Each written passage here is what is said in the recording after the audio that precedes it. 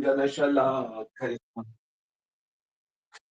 चक्षुरुन्मिलितं येन तस्मै श्रीगुरुवे नमः।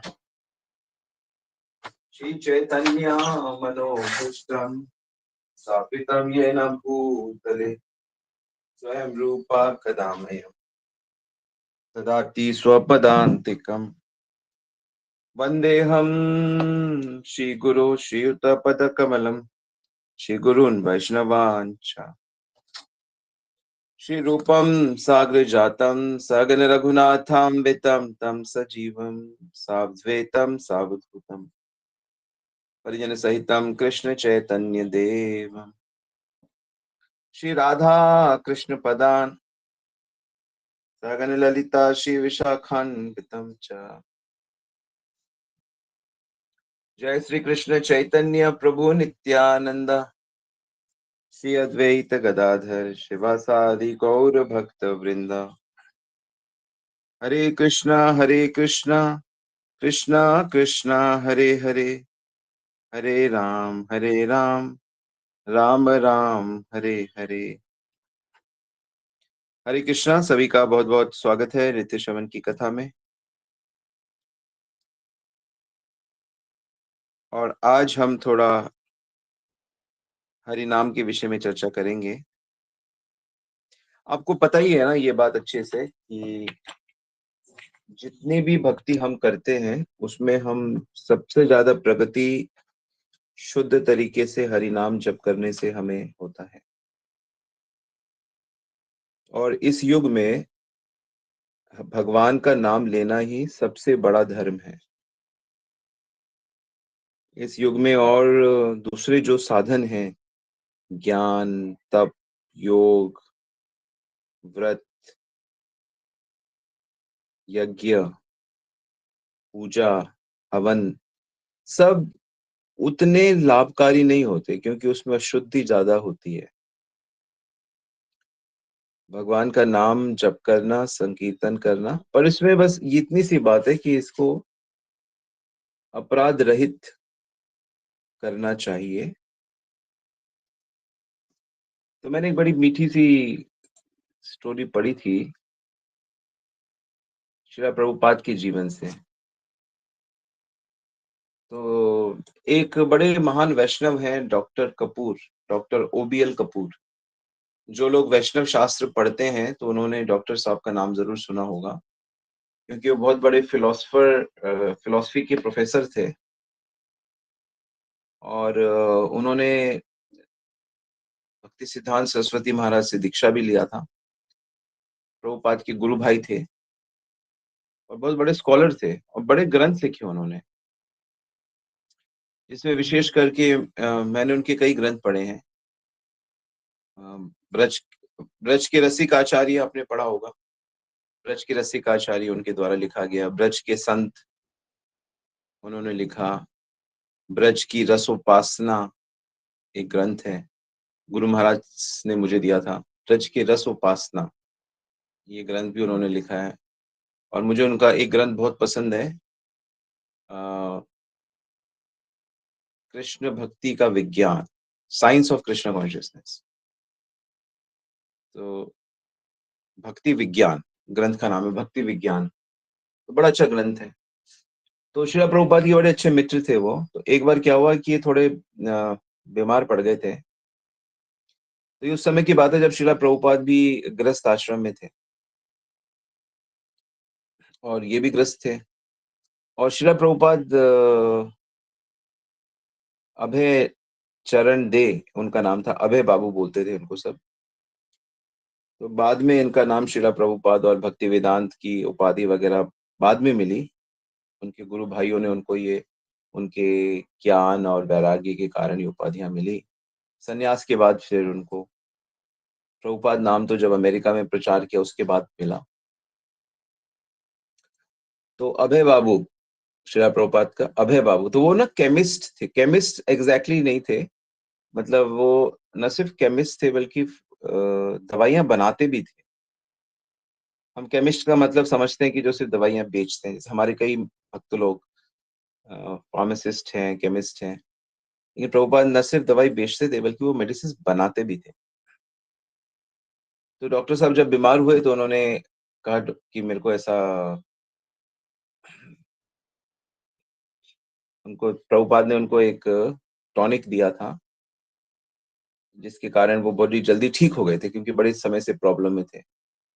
तो ठीक होने के बाद वो प्रभुपाद के पास आते हैं और फिर एक दिन कहते हैं कि आपने जो मुझे उपहार दिया था ना, वो मेरे लिए बड़ा फ़ायदेमंद हुआ था। लेकिन मैं चाहता हूँ कि आप मुझे वो वाला टॉनिक दीजिए, जो टॉनिक आप खुद पीते हो। जिस टॉनिक के कारण आपका जो जीवन इतना सुंदर है और इतना परफेक्ट है। उनका इशारा था कि ये जो कृष्ण प्रेम रूपी टॉन कृष्ण प्रेम रूपी टॉनिक जो आप पीते हो, उसकी बात कर रहे थे वो। तो प्रभुपाद हँसने लगे, प्रभुपाद ने कहा, "देखो भई, मेरे पास वो टॉनिक तो नहीं है कि मैं तुमको दे दूँ। हाँ, लेकिन मेरे पास एक फ़ॉर्मूला ज़रूर है, जिस फ़ॉर्मूले से तुम वो टॉनिक बना सकते हो। मेरे पास टॉनिक वो जो टॉनिक आप माँग रहे हो, टॉनिक होता है जब हम लोग ख़ास तौर से खाँसी होती है, तो हमें डॉक्टर एक कफ सिरप देता है ना, सिरप टॉनिक बोलते हैं उसको। कहा मेरे पास वो टॉनिक तो नहीं है, लेकिन मेरे पास एक फ़ॉर्मूला है। अच्छा, तो मुझे बताइए वो क्या फ़ॉर्मूला है? ठीक है, आप मेरे को नहीं देना चाहते हो या नहीं दे रहे, लेकिन फ़ॉर्मूला ही मुझे दे दीजिए। कहते हैं, हाँ, वो फ़ॉर्मूले से आपको कृष्ण प्रेम हो जाएगा, जिसकी आप खोज रहे हो। और कहते हैं वो फ़ॉर्मूला मेरा नहीं है, वो चैतन्य महाप्रभु ने ही वो फ़ॉर्मूला दिया है। क्या था वो फ़ॉर्मूला? किसी को पता है क्या फ़ॉर्मूला था वो? कौन-सा फ़ॉर्मूला प्रभुपाद जिसके बारे में बताने जा रहे हैं, जिससे कृष्ण प्रेम हो जाए? कोई गेस करना चाहेगा? हुँ,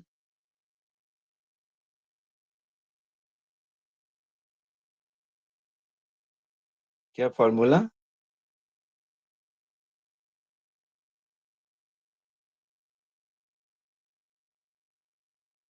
यस, एक भक्त ने सही लिखा है।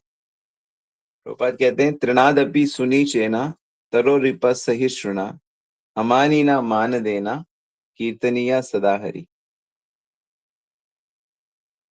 तो शिक्षाष्टकम का ये जो श्लोक है, ये है वो फ़ॉर्मूला, जिस फ़ॉर्मूले का पालन करके हमें कृष्ण प्रेम की प्राप्ति होती है। अब देखो, इतने बड़े आचार्य जिन्होंने पूरे ब्रह्मांड में कृष्ण भक्ति का क्या अद्भुत तरीके से प्रेज़ेंट किया। देखो वो इस बात को अपने एक घनिष्ठ मित्र के साथ शेयर कर रहे हैं और समहाउ हमको ये उनकी ग्रंथ पढ़ने से हम लोगों को ये सब पता चलता है। तो क्या है ये श्लोक? त्रिनादपि, और इसमें ना चैतन्य चरितामृत में ये जो शिक्षाष्टकम के जो श्लोक है ना, ये बिल्कुल एंड चैप्टर में है।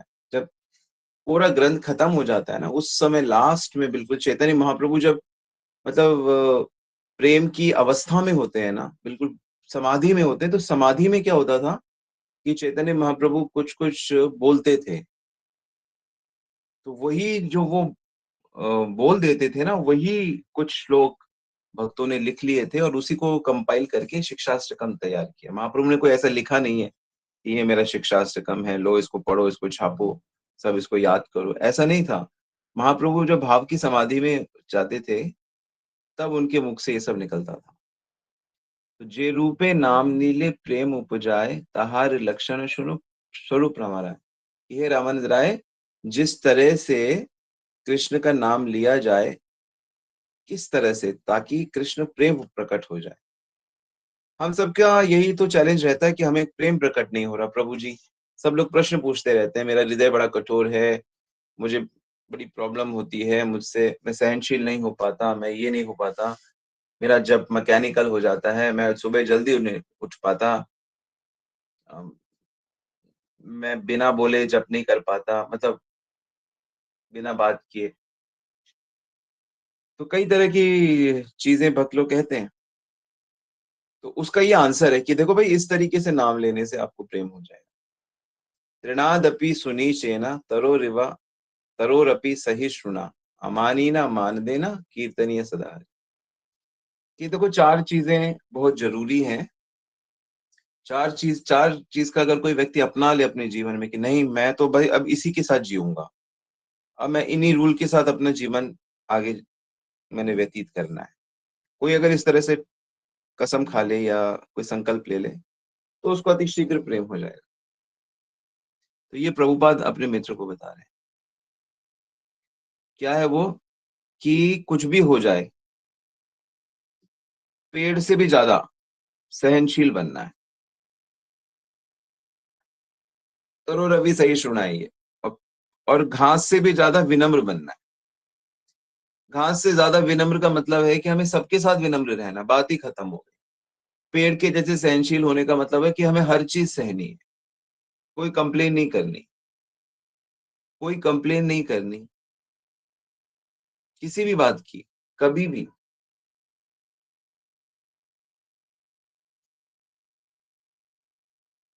और सबके प्रति, सबके भीतर जब तक कृष्ण नहीं देखोगे ना, तब तक आप विनम्र नहीं बन सकते। विनम्रता तभी आती है जब हम सबके भीतर वास्तविक मान लेते हैं कि इसके भीतर श्री कृष्ण विराजते हैं, रहते हैं, और तभी ये विनम्रता आ सकती है। तो त्रिनादपि सुनीचेना तरोरिव सहिष्णुना, ठीक है। विनम्रता, सहनशीलता। और अमानीना, अमानीना मतलब होता है कि मेरा कोई सम्मान मत करो भाई, मुझे किसी से सम्मान नहीं चाहिए। कोई कहे अरे आप तो बड़े विनम्र हो, ये तो सम्मान ही हो गया, आप बड़ा अच्छा कीर्तन, मेरे को कोई सम्मान नहीं चाहिए। मैं नहीं चाहूंगा कि मेरे को कोई प्यार से भगवान का मतलब मेरे को कोई प्रणाम भी करे, तो मेरे को कोई सम्मान नहीं चाहिए बिल्कुल। लेकिन मैं सबका सम्मान दूंगा, जो चीज मैं ले नहीं रहा लेकिन मैं दे सबको रहा हूं।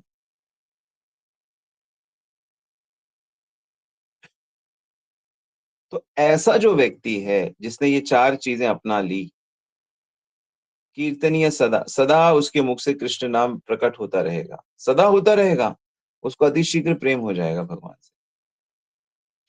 बताइए, लक्ष्य भी पता है, फॉर्मूला भी पता है, तो अब किस चीज की कमी है? बस हमारी विल, हमारी इच्छा की कमी है, संकल्प की कमी है, बस। और क्या? इससे अच्छा कौन बता सकता है? महाप्रभु से अच्छा, प्रभुपाद से अच्छा कौन बता सकता है? इतना सुंदर तरीके से बताया। पर हम उसके, हमारी, यानी हम अभी कृष्ण प्रेम को, मेरे को अपने अंदर जो कमी यही लगती है कि मैं कृष्ण के प्रेम की कीमत नहीं जानता। कि कृष्ण प्रेम, अपनी जान देकर भी कृष्ण प्रेम प्राप्त करना चाहिए। जैसे जो बिजनेसमैन होते हैं वो जान से ज्यादा पैसे को प्यार करते हैं, चमड़ी जाए दमड़ी ना जाए। जो संबंधों से ज्यादा धन को प्यार करते हैं, बाप बड़ा ना भैया, सबसे बड़ा रुपया। मनी है तो हनी है। हर चीज का कारण धन को मानते हैं, मनी है तो हनी है। सो ऐसे कहावतें हैं। तो कहने का मतलब यह है कि कृष्ण प्रेम की कीमत हम नहीं जानते, इसलिए हम लोग सीरियस नहीं होते। खैर, श्रवण करते रहें, उपाय तो यही है। तो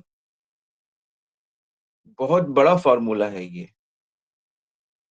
आध्यात्मिकता की सफलता का जो रहस्य है वो इसमें इसमें छुपा हुआ है। तो इस समय तो प्रचार भी नहीं था, प्रभुपाद तो गृहस्थ आश्रम में ही थे उस समय। उनकी उम्र होगी उस समय करीब मेरे ख्याल से 50 के आसपास होगी, प्रभुपाद की उम्र जब ये घटना घटी।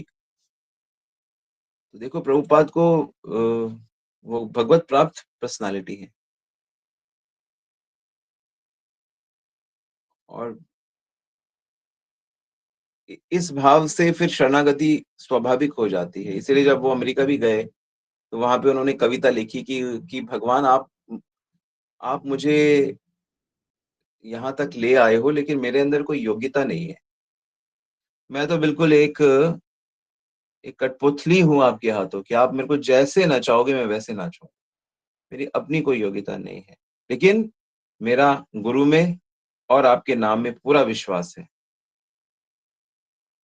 मेरे पास ज्ञान नहीं है, लेकिन मेरे को पूरा विश्वास आपके कृष्ण के नाम में है, तभी मेरा ये नाम भक्ति वेदांत सार्थक होगा, जब मैं आपके इस चीज़ पे पूरा विश्वास करूँ। तो इस तरह प्रभुपाद ने फिर इस श्रद्धा के आधार पे आध्यात्मिक क्षेत्र में क्या होता है, जो प्रगति होती है वो श्रद्धा वो बारूद है ना? जिससे वो विस्फोट होता है। वो आनंद का विस्फोट होता है। श्रद्धा मेरे गुरु ने कहा है, मेरे कृष्ण ने कहा है ऐसा। तो उनके अनुसार जीने की कोशिश करना, यही सिंसेरिटी होती है। तो ये बड़ी सुंदर, मुझे तो बहुत प्यारी लगी ये स्टोरी, आशा करता हूँ आपको भी बहुत अच्छी लगी होगी। और नाम में कितना पावर है ना, ये मतलब कैसे समझाएँ आपको? मतलब चैतन्य महाप्रभु तो जब एक बार जब वो वृंदावन जाने के लिए निकले थे, तो बंगाल से निकले थे, नहीं, कहाँ से निकले थे महाप्रभु? जगन्नाथपुरी से। तो जगन्नाथपुरी से बंगाल होते हुए झारखंड आता है बीच में। झारखंड, बिहार को पार करते हुए उसके बाद फिर उत्तर प्रदेश आता है, और वहां से फिर मथुरा ब्रज क्षेत्र आता है। तो महाप्रभु वृंदावन के लिए निकले थे, तो बीच में झारखंड जंगल आता है। और महाप्रभु अपने कीर्तन में, प्रभु नाम में, प्रभु भाव में ही रहते थे। उनके पास एक जोड़ी धोती थी, एक कमंडल था, जो पीछे एक बलभद्र भट्टाचार्य करके सेवक थे, वो महाप्रभु के साथ थे, जो उनका ये सामान उठाते थे और उनके पीछे पीछे चलते थे। और पैदल यात्रा ही हो रही थी। महीना 1.5 महीना में महाप्रभु वृंदावन पहुंचे थे। तो जब वो जंगल में पहुंचते हैं, तो वहां पे जंगल तो घोर जंगल था। उसमें बड़े हिंसक जानवर थे, शेर, चीता, हाँ, गेंडा, हाथी, बड़े बड़े सांप, और छोटे छोटे जानवर भी थे, हिरन भी थे, खरगोश भी थे, चिड़िया भी थी, लोमड़ी भी थी, गाय भी थी, सब सब थे। लेकिन उन सब जानवरों को देखकर जो उनके सेवक थे, वो तो बड़े घबरा गए। वो तो पीछे पीछे चल रहे थे कि जाने अब क्या होगा, कहीं ये महाप्रभु पे अटैक तो ना कर दें। लेकिन वो बलभद्र भट्टाचार्य बताते हैं कि जब प्रभु जाते थे, तो सारे जानवर ना सड़क के दोनों तरफ, मतलब रास्ते के दोनों तरफ खड़े हो जाते थे। जैसे कि कोई बड़ा व्यक्ति जा रहा हो, तो हम लोग, जैसे महाराज लोग आते हैं, तो हम लोग साइड में खड़े हो जाते हैं फूल लेके हाथों में। तो कहते हैं ऐसे सब जानवर लोग अपनी दुश्मनी छोड़कर खड़े हो गए खड़े हो गए थे सबके सब। और उनके बीच से महाप्रभु किसी के सर पे हाथ फेर रहे हैं, और किसी को मुंह पे, गाल में हाथ लगा रहे हैं, और जिसको भी छूते थे वो कृष्ण कृष्ण बोलने लगता था। कृष्ण कृष्ण बोलने लगता था।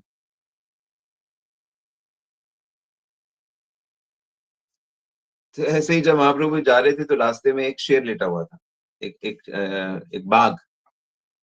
बंगाल में तो, बंगाल झारखंड में रॉयल बंगाल टाइगर ना, नाम सुना होगा आपने। रॉयल बंगाल टाइगर बड़ा फेमस है।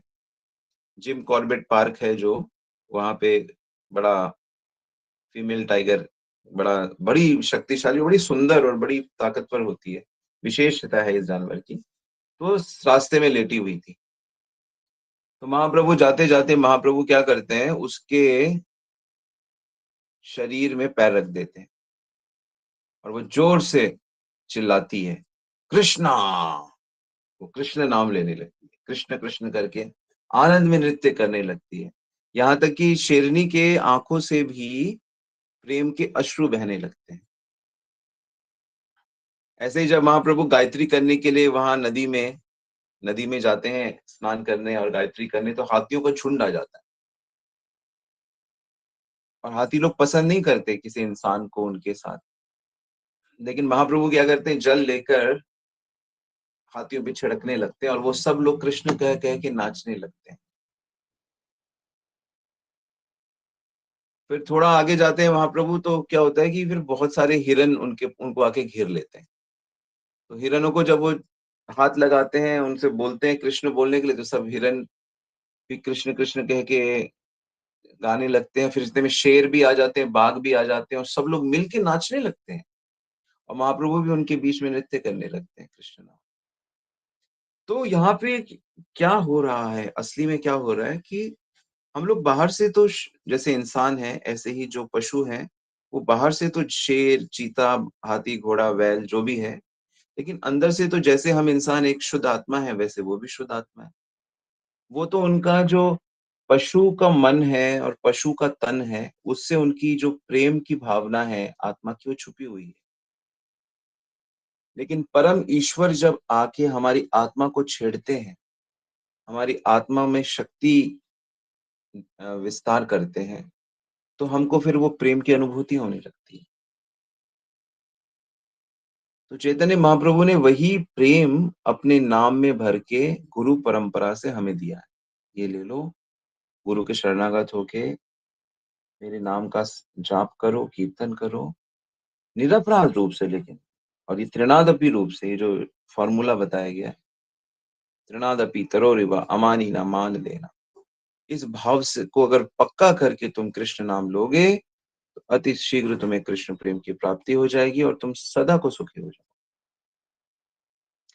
तो ये लीला भगवान ने क्यों करी? भगवान ने ये दिखाने के लिए करी है कि देखो, पशु भी कृष्ण नाम के आगे नतमस्तक हो जाते हैं, अपनी शत्रुता भूल जाते हैं, परम लक्ष्य की तरफ आगे बढ़ने लगते हैं। फिर तुम तो भारतवर्ष में जन्मे, पढ़े लिखे, समझदार, सज्जन परिवारों के मनुष्य हो, तुम लोगों ने बस इसको सुना नहीं, जाना नहीं, इसको एक्सपीरियंस नहीं किया। और प्रभुपाद जैसे आचार्य विदेशों में जाके विदेशी लोगों को, जिन्होंने कभी कृष्ण, राम और विष्णु का नाम नहीं सुना, उनको भी जब कृष्ण भक्ति परोसी, हरिनाम संकीर्तन परोसा, तो उन्होंने उसको हृदय से स्वीकार किया। सबने नहीं किया, लेकिन बहुतों ने किया उसको। तो इससे हमको ये इंस्पिरेशन मिलती है कि हमें अति शीघ्र अपना ये काम पूरा करना चाहिए।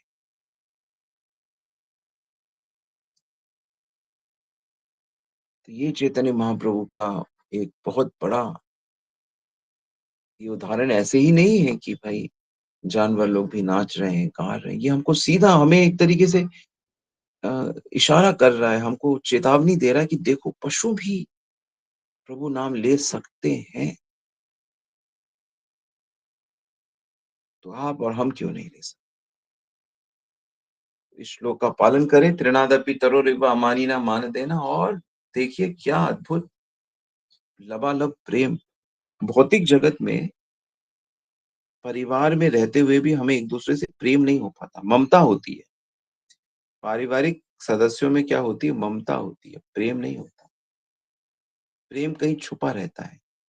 पति पत्नी में तो घनिष्ठ प्रेम होना चाहिए, लेकिन उसमें कलयुग में देखा जाता है, उसमें अविश्वास ज्यादा है। प्रतिस्पर्धा, किसके नाम से कितना कुछ है, वो सब में ज्यादा ध्यान है। क्योंकि हमें आध्यात्मिक शिक्षा नहीं है ना।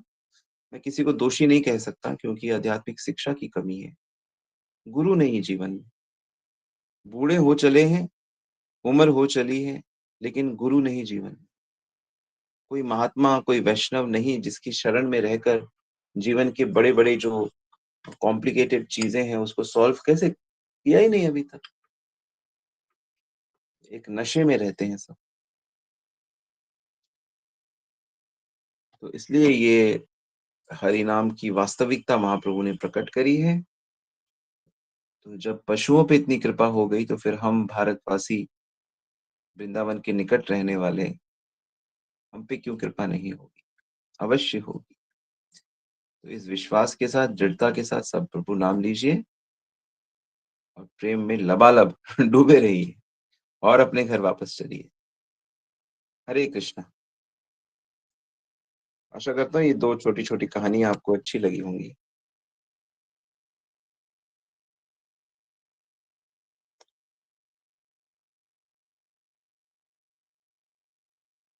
यस, कोई प्रश्न है तो आप पूछ सकते हैं, टाइप भी कर सकते हैं। हरे कृष्ण प्रभु जी, धन्यवाद। जी नवीन प्रभु।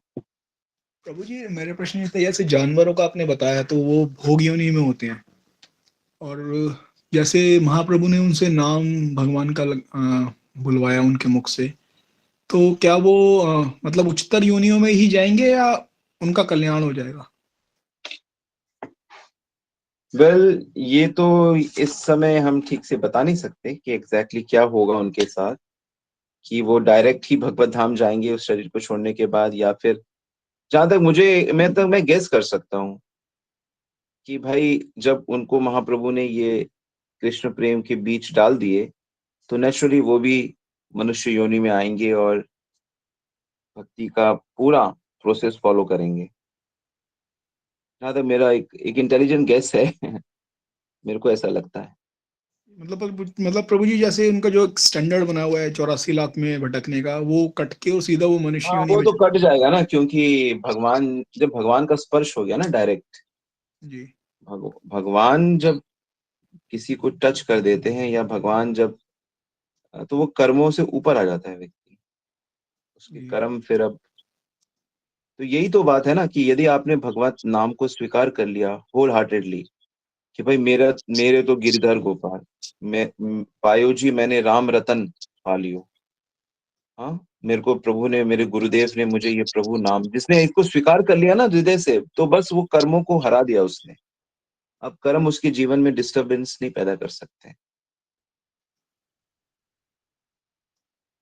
ये बात है, ये ना आध्यात्मिक, आध्यात्मिकता वास्तव में बहुत निकट है, इसके फायदे भी बहुत निकट हैं। इसको बस हमें क्या करना होता है, पूरी तरह से अपनाना होता है, कि बस मेरा यही सहारा।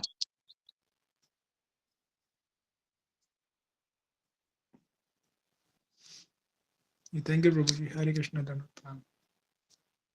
प्रश्न है गौरव प्रभु का, कि जैसे महाप्रभु ने पशुओं का उद्धार कर दिया, तो क्या ऐसे ही हम लोग भी सब वैष्णवों के संपर्क में आके, ऑफ कोर्स बिल्कुल, वैष्णव के संपर्क में रहना ही जीवन है। और ये पशु कोई अलग चीज थोड़ी है। हम भी तो अभी अगर भक्ति नहीं करने वाले जो मनुष्य हैं इस समय, वो भी तो सब आगे पशु पक्षी बनेंगे। देवलोक भी कितने लोग जाएंगे, कम ही लोग जाएंगे। गोलोक तो बहुत ही कम लोग जाएंगे।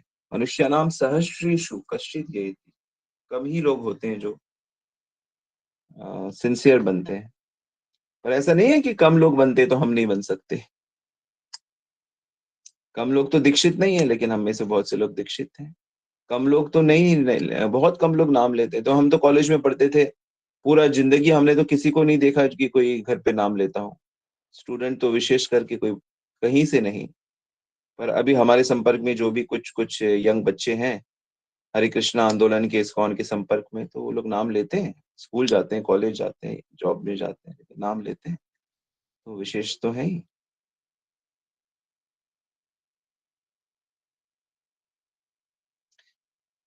तो वैष्णव होने चाहिए, वैष्णव एक्टिव होने चाहिए। वैष्णव को केवल अपने बारे में नहीं सोचना चाहिए, उनको प्रभु का प्रचार करना चाहिए। हम्म।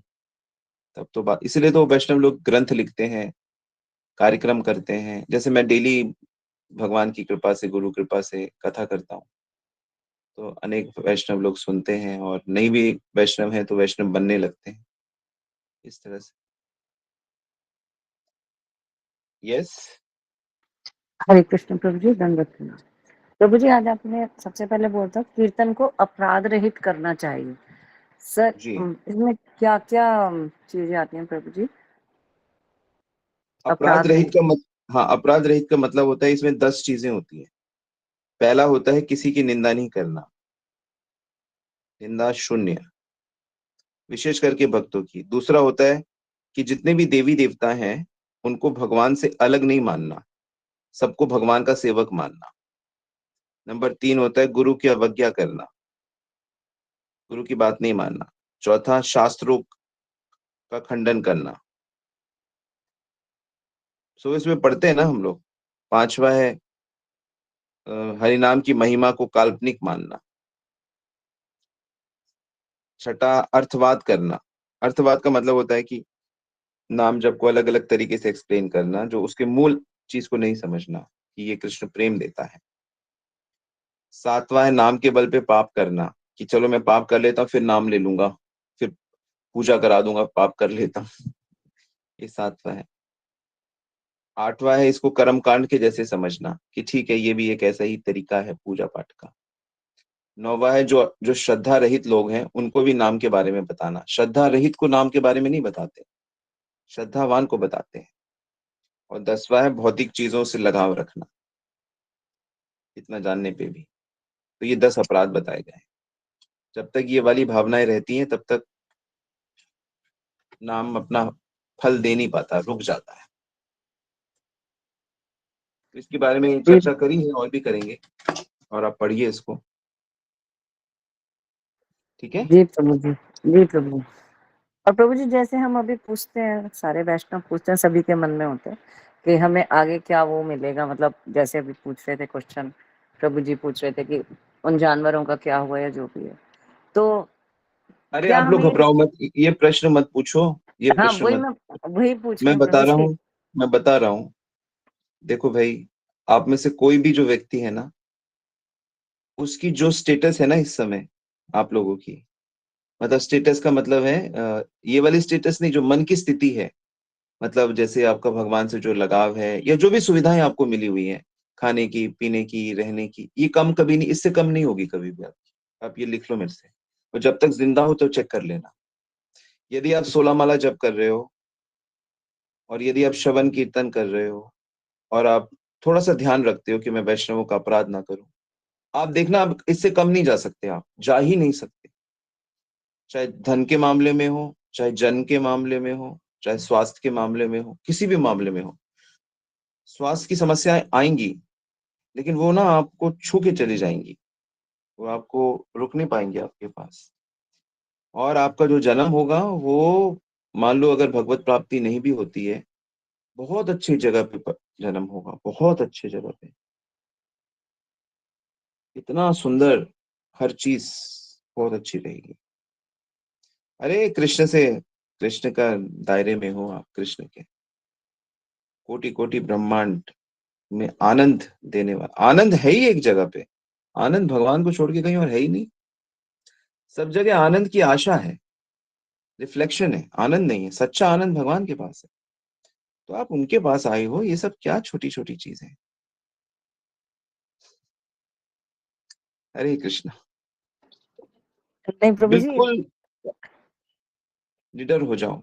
हाँ जी। प्रभु जी, मैं ये पूछना चाह रही थी, मतलब कि हम इस चीज की इच्छा ही ना करें कि आगे क्या होगा, हम सिर्फ नाम में ही रखें, हमें नाम लेना है, जैसे उसमें हमें नाम श्लोक जो लेना नहीं, आता है। आगे की प्रभु प्रभु हमें आपकी सेवा मिले ना अधिक से अधिक। हाँ जी, हाँ जी, सेवा मिले भक्ति आगे, मतलब भक्ति इससे ज्यादा भक्ति। हम सोचे ही नहीं कि हमें क्या फल मिलेगा, मतलब हम इस भाव से करें तो। हमें वैष्णवों का ऐसा नहीं है कि हमें कुछ नहीं चाहिए।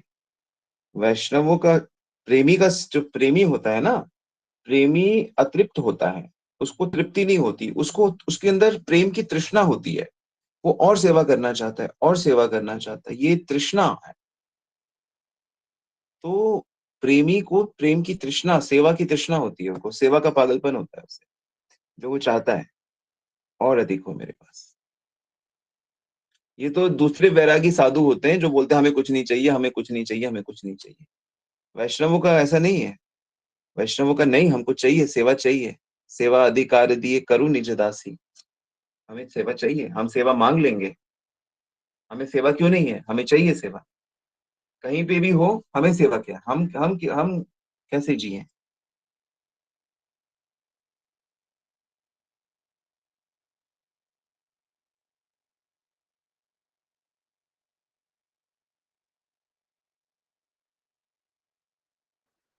जी प्रभु जी, धन्यवाद। ओके, यहाँ पे एक प्रश्न है। मेरे सपने में कुछ सर्प आ गया, मेरी साइकिल से, गाड़ी से जा रहा था, और ऐसे ऐसे हो गया। तो मैं पाप का भागी हूँ कि मैं जान बहुत कुछ। नहीं नहीं, घबराइए मत। देखिए, सपने में, सपने जो होते हैं ना, हमारे अंदर बहुत सारे थॉट्स होते हैं। आपने कोई वीडियो देखा सांप का, वो अंदर स्टोर हो गया। आपने कोई एक्टिवा देखी, एडवर्टीजमेंट देखी, वो स्टोर हो गया। आपने कोई बढ़िया सड़क देखी, वो स्टोर, हर चीज ना स्टोर होता जाता है। फिर माइंड क्या करता है, जब आप सोते हो ना, वो घूमता रहता है और वो एक स्टोरी बनाता रहता है। तो स्टोरी बनाता है ना, तो वो स्टोरी जब थोड़ी सेंसिबल बनती है तो वो अच्छा बुरा इस तरह की फीलिंग देता है। ये कोई काम का नहीं है ज्यादा, ये कोई पाप वाप नहीं है, कुछ नहीं। पाप तब होता है जब आप पाप करना चाहते हो। पाप फिजिकल करने से भी पाप नहीं होता है। आपको रहस्य बताऊं, पाप तब माना जाता है जब आप पाप करना चाहते हो। अनजाने में जो हो जाते हो पाप नहीं होता। फिजिकल भी हो जाए, सरकारी माफ, जज माफ कर देगा, कहेगा इसने जानबूझ के थोड़ी करा है, ये तो हो गया इससे। तो सपने की जो भी अच्छे सपने, बुरे सपने, डरावने सपने, कोई चिंता की बात नहीं है इसमें। आनंदित होना, दुखी होना, दोनों ही मूर्खता है आपकी। अगर कोई भगवतीय सपना होता है, ऐसे सपने जो आते हैं वो बहुत डीप आनंद की अनुभूति कराते हैं, जो भगवान की तरफ से दिए जाते हैं। वो एक विशेष स्वप्न होते हैं। ठीक है, बाकी इन सब सपनों का कोई खास सर पैर होता नहीं है। तो इसलिए आप बिल्कुल, पारस प्रभु जी, आप निश्चिंत रहिए। और प्रभु नाम ले रहे हो, नाम ले रहे हो ना आप, नाम जप करते हो कि नहीं?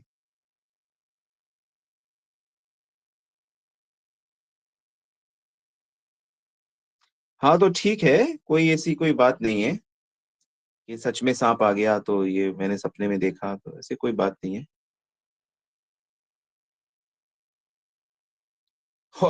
और होता क्या है कि जिस चीज की हम भावना करते हैं ना, देखो, सांप तो अगर मान लो बिना सपने देखे भी आता ना तो घटना घट जाती। पर क्योंकि सपने में जो चीजें आ जाती हैं, या आप फिर उसको नोटिस करने लगते हो, सारा जो जगत है वो कैसे मूव करता है, सब लोग नोट करेंगे ये पॉइंट, कि जहां पे आप मन को लगाते हो ना वो चीज सच लगती है। क्या हो रहा है, क्या हो रहा है। आप कृष्ण में मन लगाने की कोशिश करो, सेवा में मन लगाने की कोशिश करो, तो आपको भौतिक जगत में स्पिरिचुअल फीलिंग और स्पिरिचुअल एक्सपीरियंसेस होने लगेंगे। इस तरह से वर्ल्ड मूव करता है। मन मन वर्ल्ड इंटरनल मूड के अकॉर्डिंग मूव करता है। ठीक है, और चर्चा करेंगे बाद में, अभी के लिए इतना काफी है। ओके, यहाँ पे एक प्रश्न है। देखो, एक तो मैं आप सबसे प्रार्थना करूंगा कि यदि आपको प्रश्न लिखना है ना, तो आप हिंदी वाला प्रश्न हिंदी में लिखो और इंग्लिश वाला प्रश्न इंग्लिश में लिखो। आप हिंदी वाला प्रश्न इंग्लिश में लिखते हो तो मुझे पढ़ने में बहुत मुश्किल होती है। और आजकल जैसे ये अभी हिंदी में लिखा है तो ये अच्छा है, पर अभी ये इंग्लिश वाला हिंदी में लिखा है। ठीक है, मैं इसे करता हूँ, पर आगे से आप लोग इसका ध्यान रखिए। ठीक है। तो समृद्धि वैष्णवी का प्रश्न है, प्रभु जी मेरे फ्रेंड वृंदावन गए थे और मुझे भी जाने में जाना है। मैं उन्हें बोल मेरी टिकट करा दो, उन्होंने कहा हमारी ऑलरेडी हो गई है, तो क्योंकि हमारी वेटिंग थी तो मुझे ले नहीं गए। प्रभु जी मेरा बहुत वृंदावन जाने का, पर मुझे राधे श्याम जी बुला रहे, तो उन्हें बुला लिया उनका। मैं इतना देखो, हाँ, अभी अभी यही चीजें डिस्कस हो रही थी कि वास्तव में घटना घटना बड़ी बात नहीं है, आप चाहते क्या हो। ठीक है, आप चाहते क्या, तो आप वृंदावन जाना चाहते हो, आप नहीं जा पाए, आपको टिकट नहीं मिली, और आप जाना चाहते हो, तो समझो आप पहुंच गए वृंदावन। वृंदावन वास्तव में मन से जाया जाता है। तन ठीक है, लेकिन तन से भी ज्यादा मन से। आप तन से गए लेकिन मन से नहीं गए। जैसे कोई किसी से प्यार करे, तन से प्यार करे, मन से प्यार ना करे, वो प्यार थोड़ी है, वो तो शोषण है। तो तन से भी प्यार करे और मन से पहले प्यार करे और फिर संग में रहे, तो वो सक्सेस है। तो जब कृष्ण मौका देंगे, दोबारा से वैष्णवों के साथ जाइए, भक्तों के साथ दोबारा जाइए, इच्छा रखिए, भगवान बहुत अच्छे से पूरा करे। और ये मेरा अनुभव है, जो भी भगवान की धाम जाना चाहता है, भगवान इतनी अच्छी व्यवस्था करते हैं कि आप कृत कृत हो जाओगे। ठीक है, मन छोटा मत करो। और जहां जहां जाना था, जहां जहां गए हैं, वो सब यूट्यूब में देख लो, वीडियोस देख लो। इतने इतने भक्तों की यात्राएं हैं, वीडियोस हैं, तो उसको देखकर मन से जाओ। ओके, हरे कृष्णा, शुभकामनाएं। ठीक है, हम लोग यहीं रुकते हैं। Thank you very much. शिला प्रभुपाद की जय, गुरु महाराज की जय। गुड प्रेमानंदी, हरि हरि बोल।